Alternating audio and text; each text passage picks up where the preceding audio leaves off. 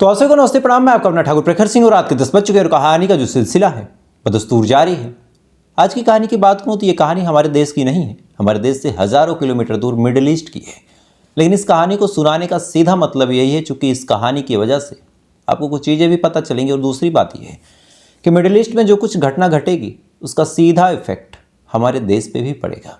ऐसा क्यों कह रहा हूँ, पूरी कहानी सुनिए फिर आपको बताता हूँ। कहानी इजराइल और हमास के बीच एक लड़ाई की है। इस लड़ाई में क्या कुछ हुआ अलग अलग चैनल के माध्यम से आपको पता ही होगा, अलग अलग लोगों ने इसके बारे में आपको डिटेल में बताया होगा, लेकिन आज कुछ और चीज़ें बताऊंगा। दरअसल इस लड़ाई की असल शुरुआत तो शायद हजारों साल से है। अलग अलग संगठन बने, मिडिल ईस्ट की जो ज़मीन है कश्मीर के मुद्दे की तरह उलझी हुई है। बहुत साल पहले, हजारों साल पहले वहाँ पे यहूदी रहा करते थे।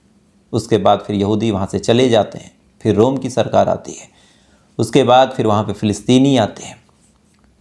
अंत में फिर यहूदी पूरी दुनिया से इकट्ठा होते हैं, इकट्ठा होने के बाद इधर आते हैं। उस टाइम वहाँ पे अंग्रेज़ों का शासन था। उसके बाद जब अंग्रेज़ों का शासन था तो फिर अंग्रेज़ों ने जाते जवाते वही काम किया जो उन्होंने भारत में किया। उन्होंने मिडिल ईस्ट को बांट दिया, या फिर उस ज़मीन के टुकड़े को बांट दिया।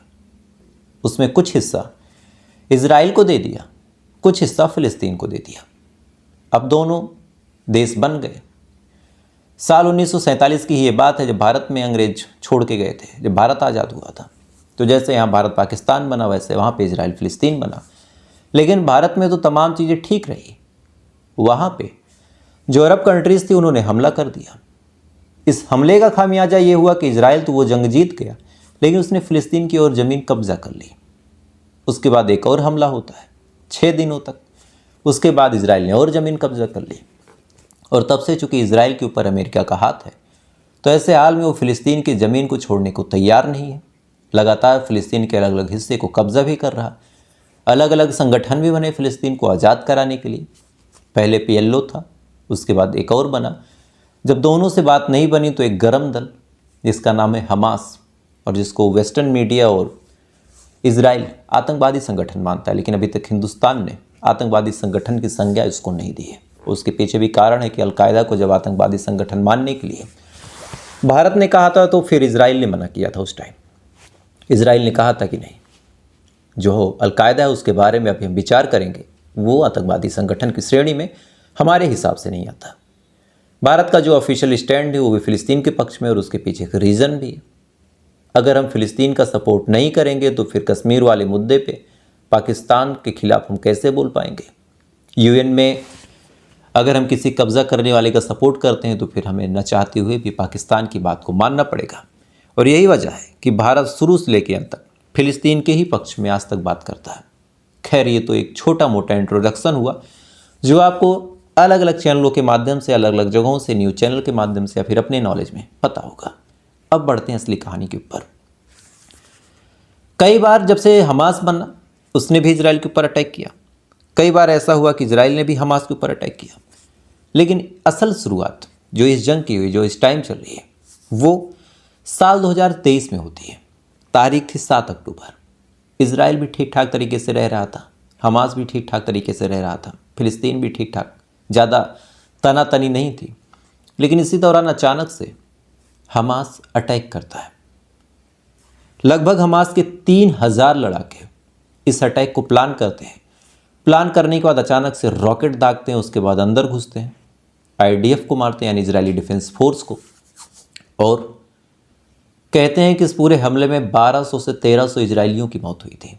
इनमें से ज़्यादातर सिविलियन थे, और लगभग 251 लोगों को हमास अपने साथ पकड़ के लेके गया था। इजराइल का आरोप ये भी लगाया गया कि कई इजरायली लड़कियों के साथ हमास ने रेप जैसी घटनाओं को अंजाम दिया। इसी के बाद से फिर नेतन्याहू ने कसम खाई कि वो हमास को पूरी तरीके से मिटा देगा। इसी के बाद इजराइल लगातार हमला करता है, हमास भी पलटवार करता है। साल 2023 के अक्टूबर से ही जंग की शुरुआत होती है। पूरा साल 2024 इस जंग की आग में झुलसता चला गया। हमास के ऊपर ईरान का हाथ है, रशिया का हाथ है, चाइना का हाथ है।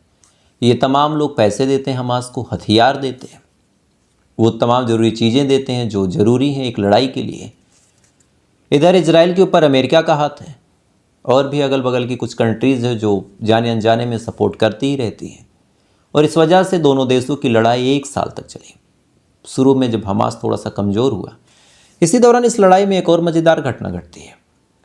बगल का एक देश है लेबनान, इजराइल के जस्ट बगल का, उसमें एक संगठन है हिजबुल्ला ने भी अटैक कर दिया।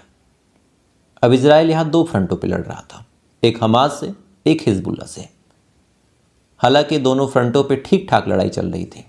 कभी इजराइल हमास पे अटैक करता तो हिजबुल्ला इजराइल पे कर देता, कभी इजराइल हिजबुल्ला पे करता तो हमास इजराइल पे कर देता। ये तमाम चीज़ें चलती रही, लेकिन इसी दौरान फिर मोसाद ने अपना काम किया और हिजबुल्ला को परेशान करने के लिए, हिजबुल्ला की कमर तोड़ने के लिए उसने पेजर अटैक किया। पेजर अटैक की कहानी भी आपको अलग अलग चैनलों से पता होगी, नहीं पता तो इतना बता दूं कि पेजर एक ऐसी डिवाइस होती है जो रेडियो फ्रिक्वेंसी पे चलती है। अचानक से इस डिवाइस में ब्लास्ट होते हैं और रिपोर्ट से दावा कर रहे हैं कि कम से कम 3000 लोग इसमें घायल हुए थे और कम से कम 100 लोग इसमें मारे गए थे। पेजर अटैक करने के बाद फिर इजराइल हिजबुल्ला के सीनियर लीडर को मारने का प्लान बनाता है, लेकिन उससे पहले एक और बात होती है। हिजबुल्ला के जो सीनियर लीडर थे, वो एक तरह से कहें कि सुप्रीम लीडर थे, नईम कासिम, या फिर जहाँ तक मुझे याद है हसन नसरल्ला। नईम कासिम तो अभी है। हसन नसरल्ला जब, चूँकि वो लगातार इजराइल पर अटैक भी कर रहे थे, इस वजह से अपनी सिक्योरिटी का बड़ा ध्यान रखते थे। वो कहाँ से आए, कहाँ गए, किसी को कुछ पता नहीं है, लेकिन फिर भी न जाने कैसे भनक लग जाती है कि आज एक जगह पे वो आएंगे और इसी के बाद 80 टन बम, आप सोचिए 80 टन बम 27 सितंबर साल 2024 को इजराइल हसन नसरल्ला के उस बंकर के ऊपर गिराता है। पूरा बंकर तबाह हो जाता है और हसन नसरल्ला की मौत हो जाती है। 2 दिन तक हसन नसरल्ला की बॉडी नहीं मिली, लेकिन तीसरे दिन हसन नसरल्ला की बॉडी मिली। और अभी तक इत्तेफाक देखिए कि अभी तक हसन नसरल्ला की बॉडी का अंतिम संस्कार नहीं किया जा सका है। खबर निकल के सामने आई कि 23 तारीख को, इसी 23 फरवरी को हसन नसरल्ला की बॉडी का अंतिम संस्कार होगा। हसन नसरल्ला की जब मौत हुई थी तो हमारे हिंदुस्तान में भी हसन नसरल्ला के सपोर्ट में बड़े भव्य तरीके से कई लोग सड़कों पे उतरे थे, पोस्टर, कैंडल, ये तमाम चीज़ें हुई थी। इसी के जस्ट बाद फिर जो इजराइल है वो हमास को टारगेट करता है। हमास के कई सीनियर लीडरों को मारने की कोशिश करता है। उनमें से एक थे याहिया सिनवार, उनको भी 16 अक्टूबर साल 2024 को एक ड्रोन अटैक में मार देता है। हालांकि इजराइल को भनक ही नहीं थी कि यहाँ पे याहिया सिनवार है मौके पे, लेकिन अटैक करता है और इत्तेफाकन याहिया सिनवार की उसमें मौत होती है। खैर, ये तमाम चीज़ें चलती रही, वक्त धीरे धीरे आगे बढ़ता रहा, लगातार एक दूसरे को ये लोग मारते रहे। कई फ़िलिस्तीनियों को, लगभग 1900 से 2000 फ़िलिस्तीनियों को इधर इजराइल ने भी बंधक बना रखा था। तो लगातार जब जंग चलती रही, इसी दौरान फिर ये बात हुई कि ये जंग आखिर कब तक चलेगी। और चलो, हमास से तो मामला है, हिजबुल्ला से कब तक चलेगी। तो फिर सबसे पहले कतर, सऊदी अरब और इधर एक देश में तख्ता पलट भी होता है, सीरिया में असद की सरकार गई थी, STS की सरकार आई थी, अल-जुलानी आया था। तो ऐसे हाल में फिर ये हुआ कि कब तक ये जंग चलेगी। तो फिर हिजबुल्ला के साथ सीज फायर के लिए बातचीत की गई, चूँकि इस लड़ाई में जो लेबनान था वहाँ के कई मासूम लोग भी मारे जा रहे थे। इजराइल कोई भेद करता नहीं, मारता है तो सबको ही मारता है। तो फिर इस सूरत हाल में सीज फायर की बात की गई और सबसे पहले हिजबुल्ला से सीज फायर हुआ। इस सीज फायर की कुछ अलग अलग शर्तें थी और इसी वजह से ये सीज फायर भी अभी तक कंप्लीटली हो नहीं पाया। आए दिन हिजबुल्ला अटैक करता है, आए दिन इजराइल अटैक करता है। और दूसरा एक मामला था कि हमास के साथ सीज फायर कैसे हो, क्योंकि हमास के साथ सीज फायर होने का मतलब फ़िलिस्तीन की ज़मीन का भविष्य भी डिसाइड होगा।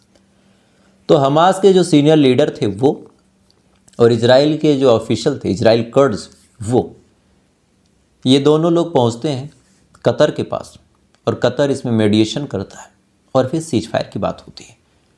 सीज फायर में कुछ शर्तें थी, अलग अलग फेज में सीज फायर होता। पहले सीज फायर में ये कहा गया, पहले फेज में, कि 33 बंधकों को इजराइल छोड़ेगा, यानी फ़िलिस्तीन छोड़ेगा इजराइल के, और हमास छोड़ेगा कायदे से कहें तो, और लगभग 200 से 250 बंधकों को इजराइल छोड़ेगा। ये डील हो गई। पहले फेज में डील हुई, उसमें 3 लोग छोड़े गए।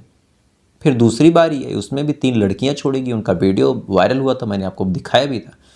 लेकिन इसी संडे को, यानी आज, जिन 3 बंधकों को छोड़ने का काम इजराइल ने किया है, और माफ़ कीजिएगा हमास ने किया है, इसी के बाद अब लग रहा कि सीज फायर नहीं होगा, फिर से जंग होगी। दरअसल जिन 3 लोगों को छोड़ने का काम हमास ने किया, उनमें से एक का नाम लेगिरी था, दूसरे का नाम ओलेवी था और तीसरा एली सराबी। इनमें से जो एली सराबी है उसकी हालत बहुत नाजुक है। ये चीज़ जब नेतन्याहू यानी इजराइल के प्रधानमंत्री देखते हैं, देखने के बाद उन्होंने हमास को कहा कि मेरे देश के एक नागरिक के साथ तुमने ऐसा किया है और ये तुम्हारे सर पे कर्ज है। इसी के बाद उन्होंने कसम खाई नेतन्याहू ने कि वो हमास को जड़ से मिटा देंगे, जड़ से।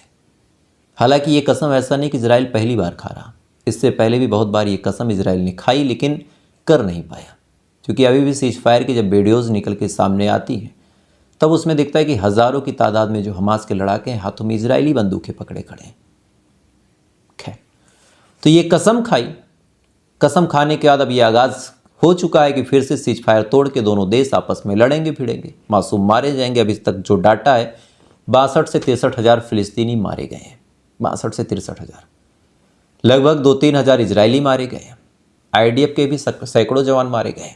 अब सवाल ये उठता है कि ये तमाम कहानी आपको मैंने क्यों सुनाई और मिडिल ईस्ट की इस लड़ाई से हमारा क्या नुकसान। तो इसका सबसे बड़ा अगर किसी को नुकसान है तो हमको ही है। देखिए, ये तमाम इंट्रोडक्शन मैंने आपको इसलिए बताया ताकि आप जान सके कि कौन किसकी साइड है। इजराइल की साइड अमेरिका है, हमास और हिजबुल्लाह की साइड ईरान है। अब क्या हुआ कि ईरान का एक बंदरगाह है चावार बंदरगाह।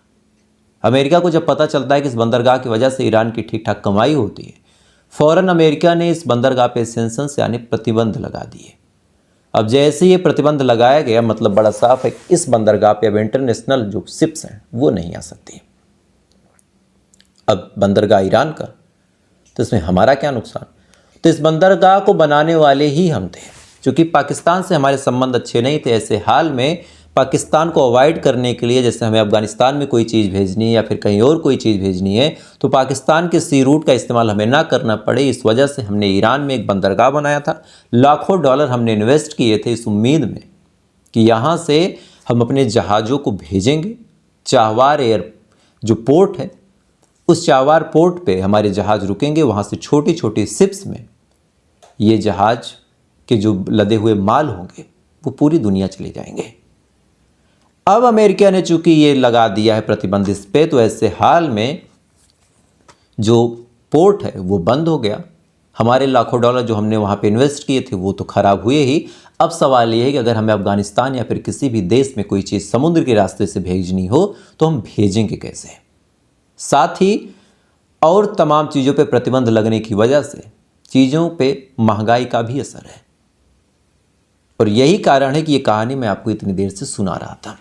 जब से ट्रंप सत्ता में आए हैं, लगातार भारत के लोगों को परेशान करने का, भारत के लोगों की इज्जत के साथ खेलने का काम ट्रंप ने किया। जैसे अब कई सारे ऐसे दोस्त अभी कमेंट करेंगे, कई सारे ऐसे भाई कमेंट करेंगे कि जो लोग अमेरिका में थे वो गैरकानूनी तरीके से रह रहे थे, बिल्कुल उनको हाथ पांव बात के लाना चाहिए था। ठीक है, लाना चाहिए था, लेकिन दिक्कत असल ये है कि आप किसी भी देश की ज़मीन पे अपना आर्मी का प्लेन नहीं उतार सकते, कभी नहीं उतार सकते। एक नियम है ये कि आप कॉमर्शियल प्लेन चाहे जितने उतारें, आप इंडिगो उतार दें, आप कार्गो प्लेन उतार दें, कुछ भी उतार दें, आर्मी का प्लेन नहीं उतरना चाहिए। आर्मी के प्लेन में क्या हो सकता है क्या नहीं हो सकता कोई नहीं जानता। लेकिन जब भारतीयों को छोड़ने के लिए अमेरिका का जहाज़ आ रहा था तो फिर अमेरिका का जो जहाज़ था वो आर्मी का प्लेन था। दूसरी सबसे बड़ी बात यह है कि अमेरिका का जो जहाज़ आ रहा था, ऐसे ही एक जहाज़ अमेरिका का सेम जहाज़ कोलंबिया गया था, लेकिन कोलंबिया वालों ने उस जहाज़ को उतरने तक नहीं दिया। उन्होंने कहा कि हमारे देश के हैं, उन्होंने गलत किया, हम अपने लोगों को भेजेंगे, अपने जहाज़ को भेजेंगे, आप इसमें बैठा दीजिएगा। लेकिन भारत को लगातार ट्रंप नुकसान पहुंचाने के लिए, आप सोचिए, पहले इस तरह से जलील करके बाहर करना, दूसरा जो चाहवार बंदरगाह है उसको बंद करना, जिसमें जानते हुए भी कि भारत के लाखों डॉलर फंसे हैं, भारत के लिए बड़ा महत्वपूर्ण है और इस बंदरगाह का उपयोग ईरान से ज़्यादा भारत करता है, लेकिन इसके बावजूद भी इसने किया। अब रही बात सीज फायर की, तो चूंकि हमास को फिर से धमकी नेतन्याहू ने दी है, तो सीज फायर ज़्यादा दिन टिकेगा नहीं, फिर से दोनों देश जंग के मैदान में कूदेंगे, फिर से दोनों देश लड़ेंगे। हालांकि फ़िलिस्तीन जैसा देश तो बचा ही नहीं है, फ़िलिस्तीन की लगभग ज़मीन कब्जा कर ली है इजराइल ने, और जब जब ये जंग होगी कुछ ना कुछ वो कब्जा करता ही रहेगा। ये एक कड़वा सच है, कोई माने या न माने। खैर, तो आज की ये कहानी थी मुझे लगा इस कहानी के माध्यम से आपको थोड़ा सा एक और जानकारी दे दूं कि कैसे हमारा नुकसान हो रहा मिडिल ईस्ट की इस लड़ाई में। इस वजह से भी ये जंग रुकनी बड़ी ज़रूरी है और तमाम देश प्यार से रहें तो चीज़ें ठीक हैं। खैर, तो आज की कहानी थी। कल आपसे फिर मुलाकात होगी ऐसी किसी कहानी के साथ। तब तक आप अच्छी रहिए, खुश रहिए, अपना ख्याल रखिए, अपने देश का ख्याल रखिए। जय हिंद, वंदे मातरम।